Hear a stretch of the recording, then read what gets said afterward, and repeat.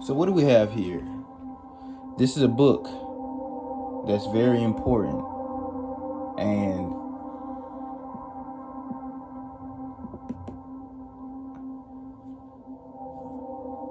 you guys have to see it. All right. Now, the name of this book is on the screen. Let's skim through it. Right. This is talking about the Cherokees. I'm just gonna skim through it, right? This is from different Native American chiefs. This is what they're telling. This is the stories that they're giving. One Native American chief called Shield Eater said, the Son of God, after giving the law on the mountain, commanded them to sing the hymn or prayer, which they now sing at daybreak in the morning, and at night before going to sleep. This hymn was always to be sung or repeated those seasons every day. That sounds like it's talking about the Shema prayer, Deuteronomy chapter 6. All right. Now let's go down some more. When they had written the law, the people were better than they are now. They would not lie. They would not have any idle, foolish talk. The old people used to tell the boys it would be bad to grow up in sin. Let's look. In olden times, the commandments were kept better than in later times. That's why the Native Americans went into captivity. That's why there were so many slaves who were actually Cherokee Indians. You understand this? And then it says, all sin was forbidden. Those who grew up in sin, they said, will be punished after death, but those who did right will be happy. This is from a chief called Nutsawi.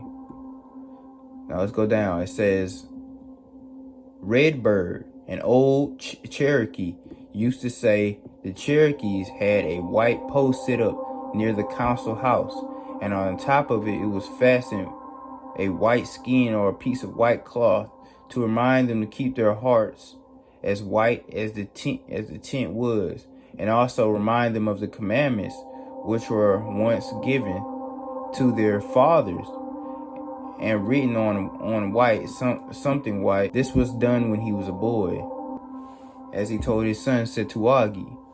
Now, that sounds like the mezuzah. I have a mezuzah outside of my house. It's the 10 Commandments in clay. So when you walk up to your house, you can see the mezuzah. It reminds you to keep the commandments. Yah tells us to write the commandments on the doorposts of your house and on your gates. And that's what I did. And that's what the Cherokee Indians did as well. Let's keep going down so we can see.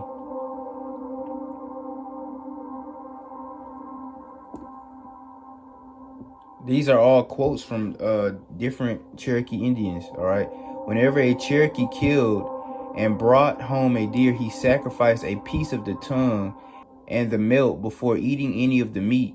Also of all other four-footed clean beasts, that is, such as might be eaten. So they knew about clean and unclean animals. This is not a book about this is not a book about proving the Indians are Israelites, actually. It's not. This book's not even about that. This book is just about quotes from Cherokees of how they kept their life going.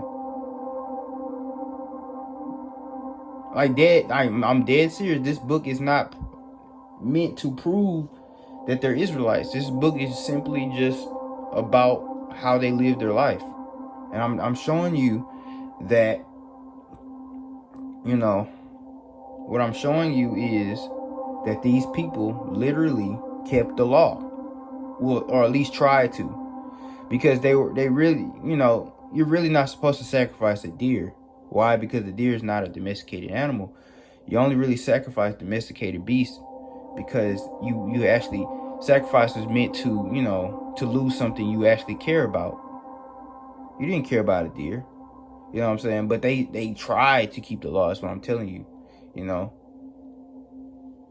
But they knew of clean animals and unclean animals. That's what I'm telling you guys.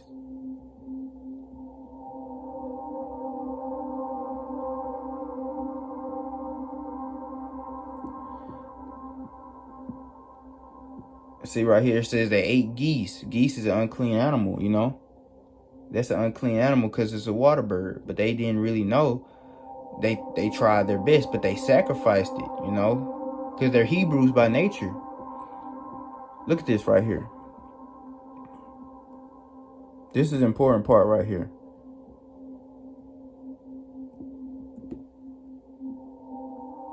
Witches were to be killed. So even the Native Americans, there was witches who were known to talk to the spirit realm, ancestors, and the dead, right?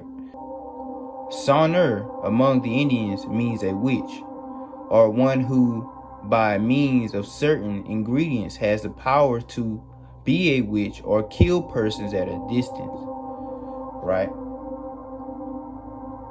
Those were the people who had to be killed. Doesn't that remind you of something? Y'all told us not to suffer a witch to live. This was what the Cherokees was doing.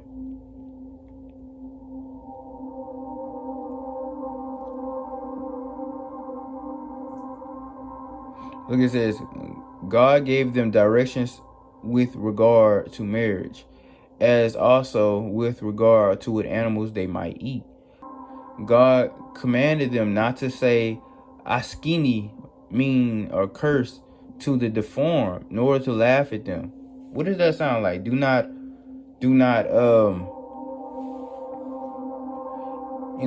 oppress thy neighbor. You know, do not mock the deaf. Do not trip the blind. Right? It says, he said they must be kind to all people, especially to strangers. What does that sound like? Do not oppress the stranger that's sojourn. Why you think the Native Americans were so nice to the white man? You know what I'm saying? Because they're strangers.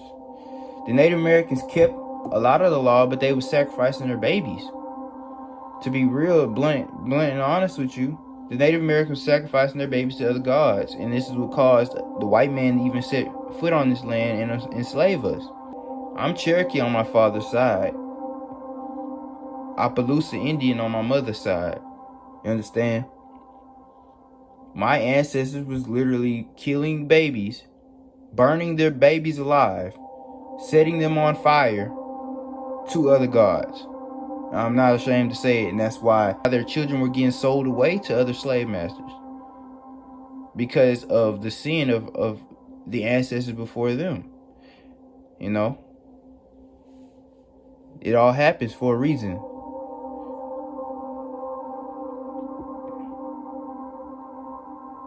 Now look at this.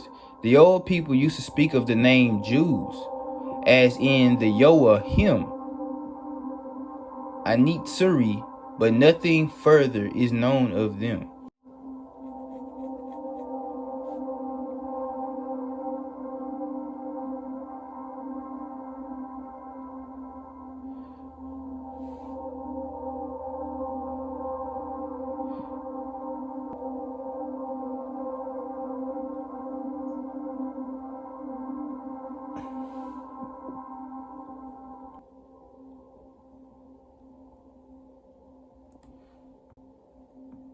The Indians never used to eat a certain sinew of the thigh. Why is that? Because y'all said that we shouldn't eat the sinew of the thigh, because Jacob, he touched Jacob's thigh, and what happened? It broke, and it was an Israelite tradition not to eat the sinew of the thigh. The name of the sinew in Cherokee is Uwatstato. Some say that if they eat the sinew, they will have a cramp in it on attempting to run.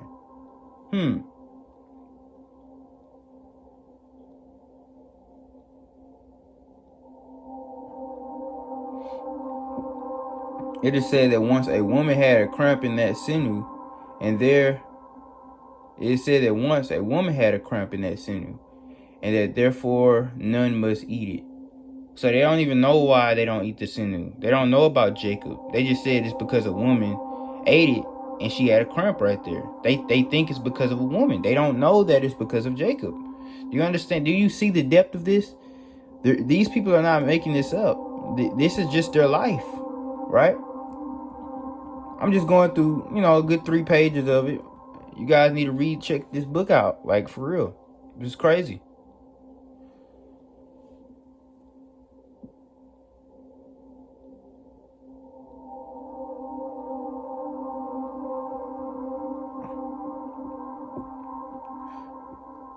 The 7 clans are 7 families, each from its own original stock, and therefore too nearly related to admit of intermarriages.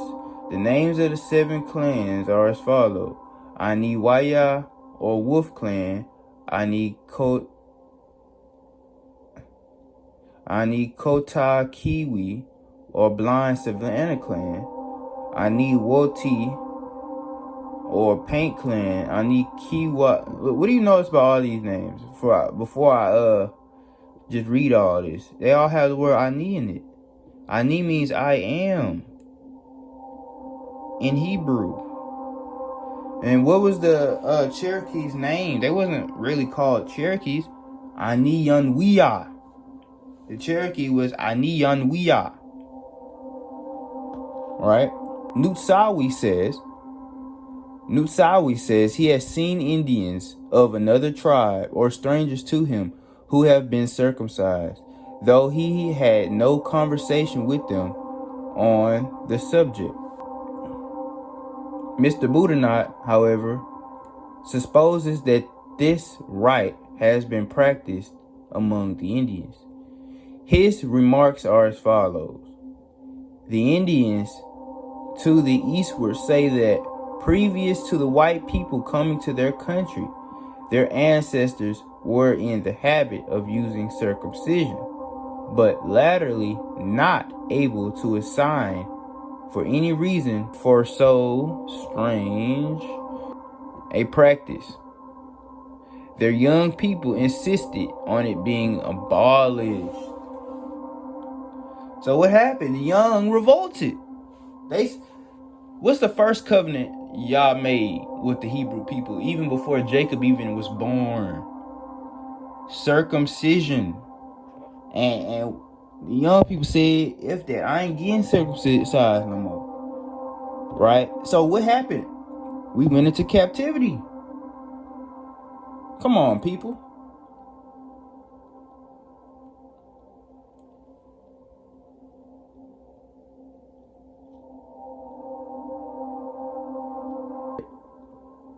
Circumcision. With regard to this, we can learn but little from the Cherokees, because the Cherokee didn't do it no more when the white man came. They didn't do that no more. That's why the white man came. You feel me? That's one of the reasons. I mean, they was literally burning their babies, but they didn't want to talk about that part.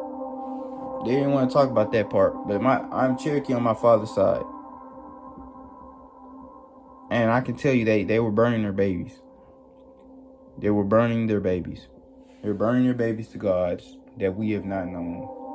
All right, and that's why so much ludicrous shit happened to us. I'm just being real with you.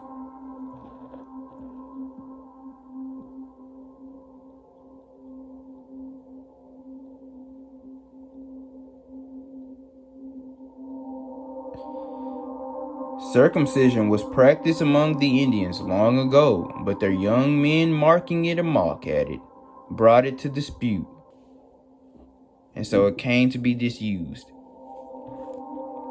The young people rebelled against their fathers. You understand that? The young people rebelled against their fathers. And now what's happening today? The young are teaching their fathers. You understand that? The righteousness. Now, I just want to show you guys that there's a ton more in this book that, shows you that the Native Americans, specifically the Cherokee, but it talks about the Choctaw in here too, other tribes as well, blah blah blah. But like, you should get this book or download this book. And oh shoot, I just saw something. Hold up. When the observance of the Sabbath was neglected, its appropriate name seems to have been lost among many. So what is this? They did the Sabbath too, but they stopped doing it. And look, it said it names the God. It names the God Yehovah. That sounds very similar to Yahuwah. You understand this? So anyway, with that being said, yeah, man, it's a lot of stuff in this book. Check it out. Peace.